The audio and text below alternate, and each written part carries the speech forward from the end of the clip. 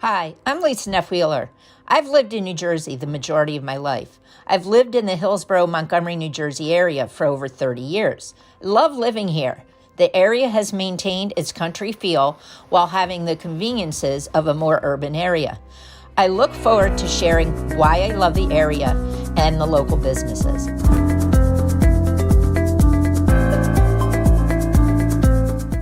Hi everyone, thanks for tuning in today. I'm Lisa Neff-Wheeler with Coldwell Banker Realty, and I'm here today with Scott Strunk. Hello. Hello, how are you? Doing great, thank you. Scott is the owner of Strunk Drum Studio. It's hard to say. I know. He provides drum instruction, but also does recordings for musicians and producers.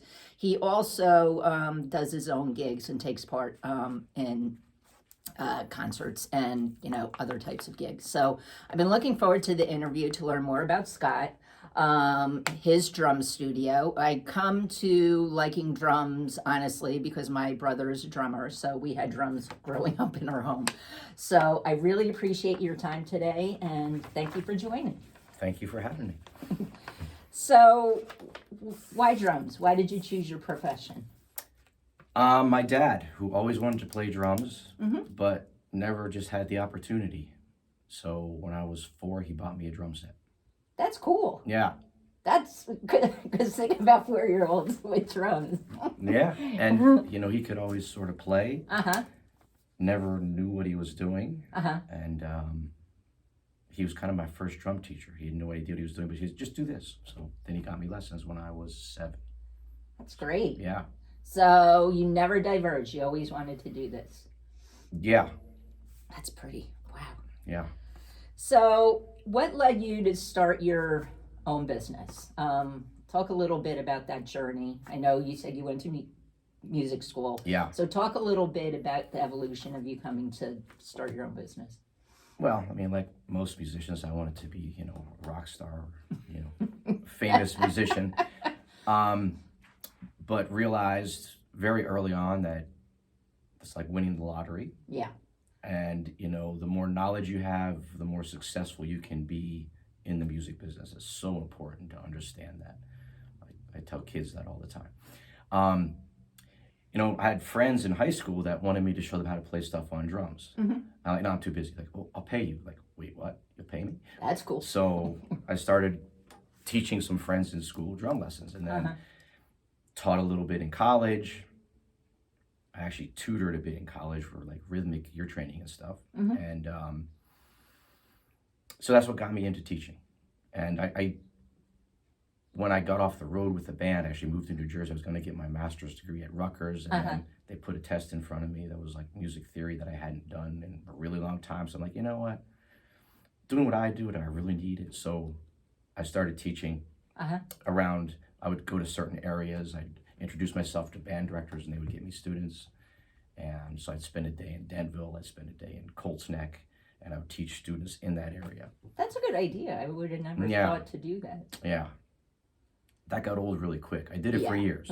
And then when I moved here, I had to tell all my students, I'm no longer driving. You have to come to me. Some did, but I went down to like 12 students, which really made me nervous because I just bought a house and my wife was pregnant. So. Oh, wow. Yeah. So that is a very stressful time. Here we go. Yeah, so that's basically how I started doing this. And then immediately, like within a month, the business built great. This seemed to be a great area where people put value into their kids' education, and they wanted their kids to be the best that they could possibly be in their school bands. Made contacts with band directors. Band directors would send me students. They see results. Word of mouth grew, and I built a business here. That's awesome. Yeah. That's really awesome. Yeah. So what surprised you most about owning your own business? Like when I started my own business, the amount of, because I was in corporate America, the amount of work and all the different things you have to do, it like becomes overwhelming. And like, how do you spend time with your kids? How do you spend time with your husband? I knew it was going to be nonstop. I had no idea what that meant. I like I'm a one-man operation. I mean, Yeah. thank goodness my wife helps me a lot. You know, she almost got a degree in bookkeeping. She's actually a band director in Hillsborough. Oh, really? Music teacher. Used to be a band director. Uh-huh. So she helps me a lot. So bookkeeping and stuff like that, you know, like what I have to pay estimated taxes. What? Why? So understand. We all say yeah, that. yeah, right. And so all of that.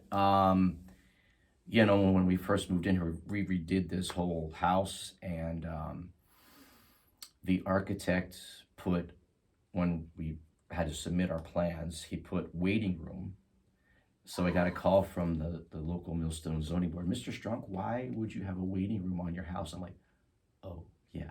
So I had to get rezoned as a business, hire a lawyer. Luckily, the town was great, by the way. The town was awesome, and went through. I got most of my money back that I had to pay for the whole thing. But now I'm more, you know, legit and not just some guy that's teaching out of his house quietly. And, you know, so yeah. So that's the kind of stuff that's a project. Plus the hard work, and it still goes on and on and on. I mean, I actually got, thank God, busier during the pandemic.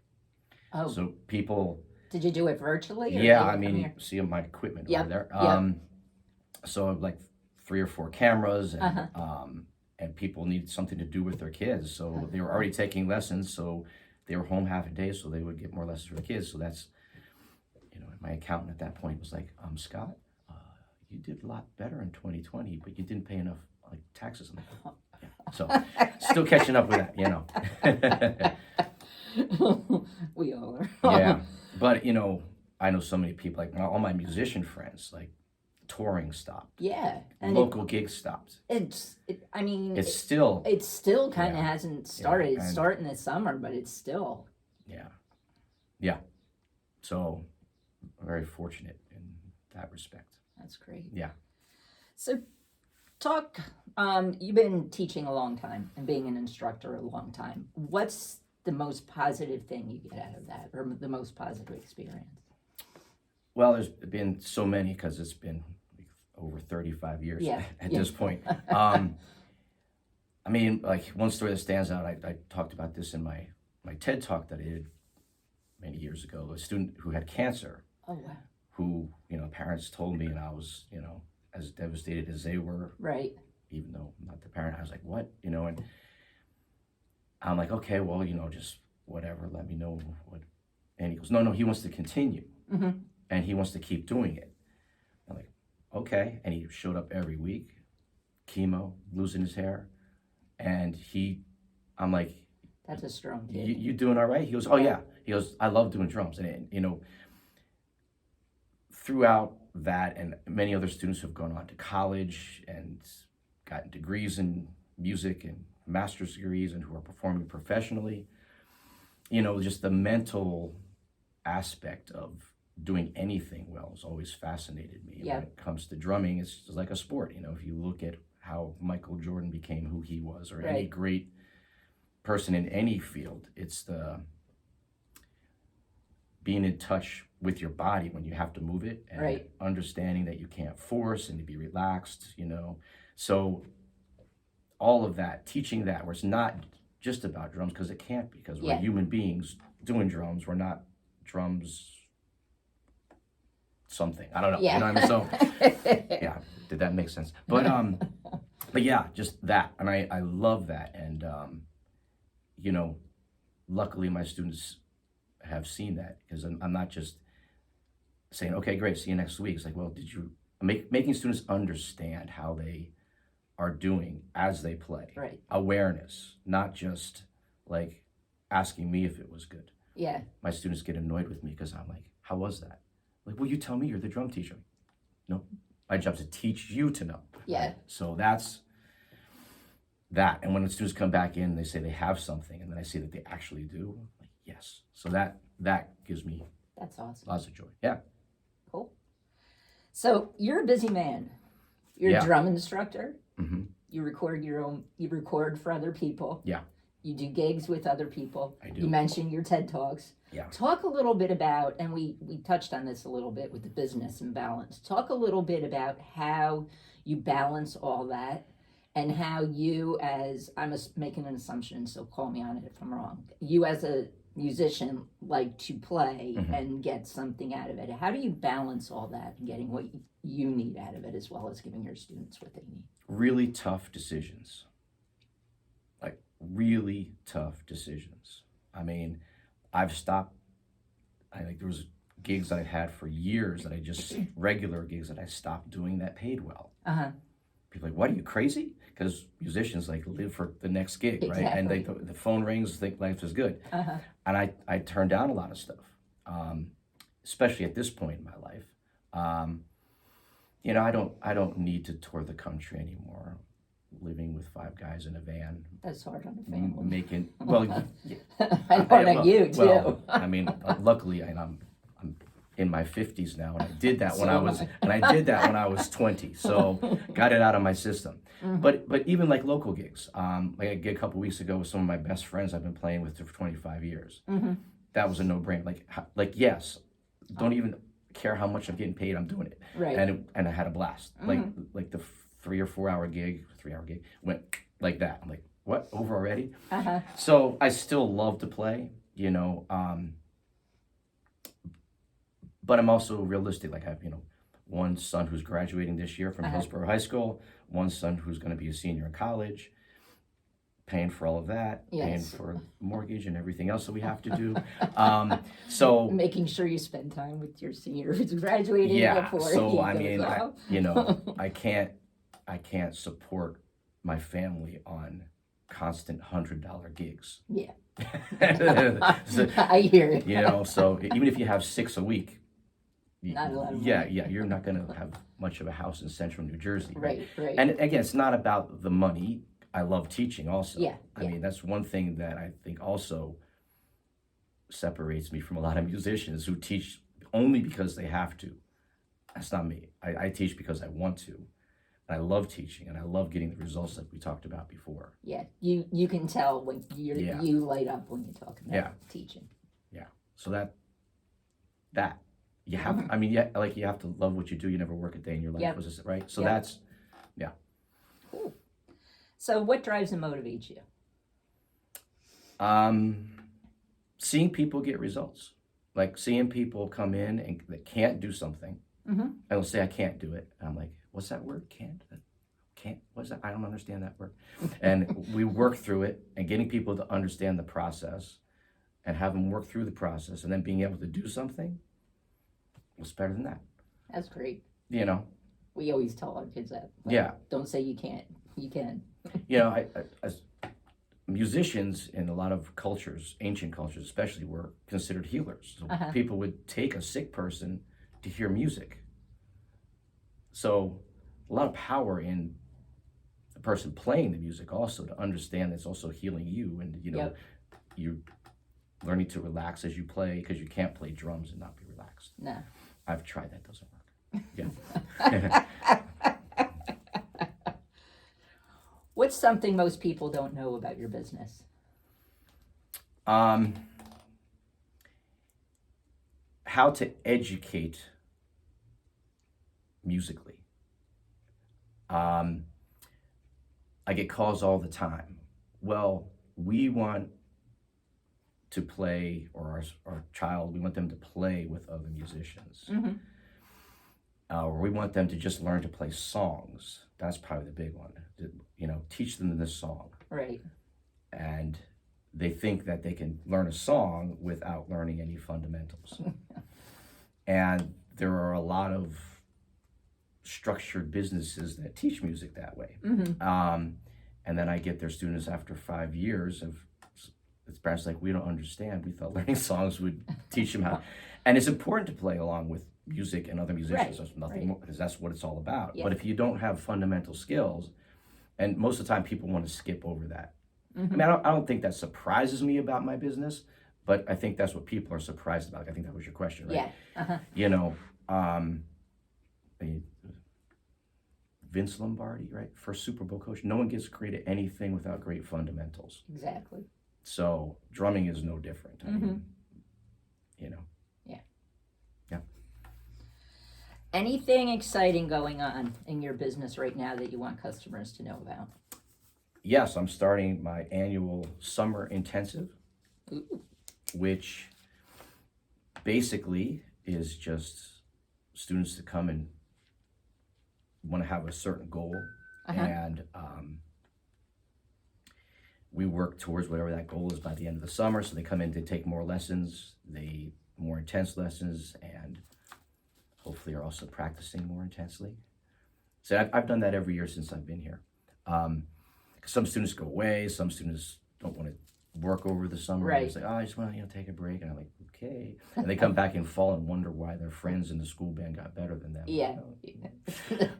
They worked. Yeah, so my summer intensives, which I've actually already started. Some students who go to private school are already out, so they started taking more lessons.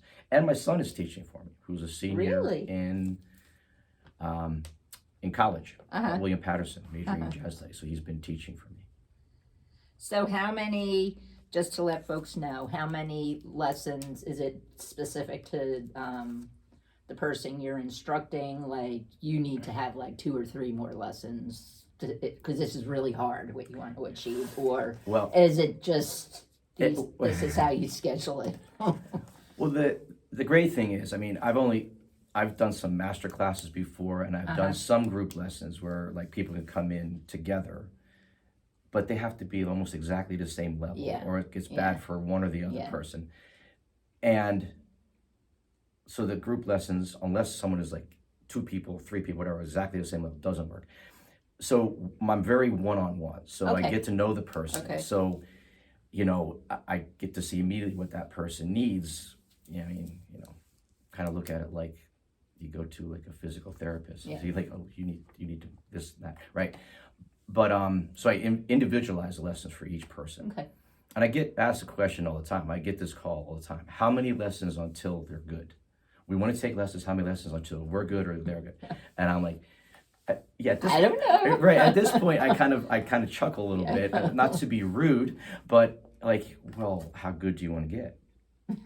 You know, I mean, I have students who take 3-hour lessons a week. You know. So if you want to be as good as them, you know, not that you need to, at this point, I don't need to sell drum lessons. I mean, I welcome everyone, but it's word of mouth and everything. So understanding that it's about the process and doing the work, you know, and that's what's kept me so busy, is making people understand that. They, you know, and luckily I have great students. People like, oh, I thought maybe I would need like 10 lessons. I'm like, oh. Could you just go to the gym 10 times? No. Exactly. It's maintenance and it's everything, you know. So you'll get a little bit better, but then if you stop, you'll exactly. And it doesn't have to be like just this perpetual lessons either. It's like, then that's one of the things that I really love about what I do is I say to students all the time, my job is to teach you so well you don't need me anymore. So when you leave here after every lesson, and when you eventually stop taking lessons with me, you've really learned how to practice and know how to do drums. That's awesome. Yeah. So that's you're essentially, I mean, you have it's like a sports coach. You're like a drum coach.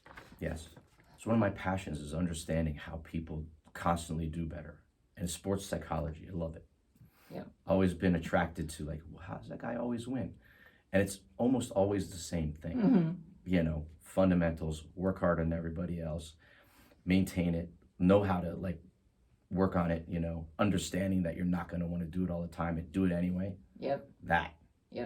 Right. And it's interesting watching kids, because my kid is a baseball player. So it's like he was like, he's having trouble hitting. It's like he's getting very frustrated. I'm like, you have more pitchers that are fast and everything. So imagine if you have a drummer who he wants to play, you know, the drummer from Rush is one of my favorite ones. And like, how does he or she build themselves up to that? And then what's the next step after the Rush? There are other drummers that are, you know. Lots of people don't know that. You know, Pierre went and studied with people even much later in his life. To just keep learning, keep growing. Because if you're not learning, you're atrophying or Yeah. moving on somewhere else. Yes, I've had students in their 60s and 70s. Wow, that's cool. Yeah. Yeah, it's fantastic. Well, Scott, thanks so much for your time today. It's You're been welcome. great learning more about you and your studio. I really appreciate the time. Maybe you'll play a little bit for us. Sure, and thank you for coming out. Thank you. All And to our audience, thanks for watching. Once again, I'm Lisa Neff-Wheeler, Realtor with Coldwell Banker Realty. And if you have a business and would like to be featured, please don't hesitate to contact me at 732-267-1204. And I'm going to get out of the way because Scott's going to play a little bit for us.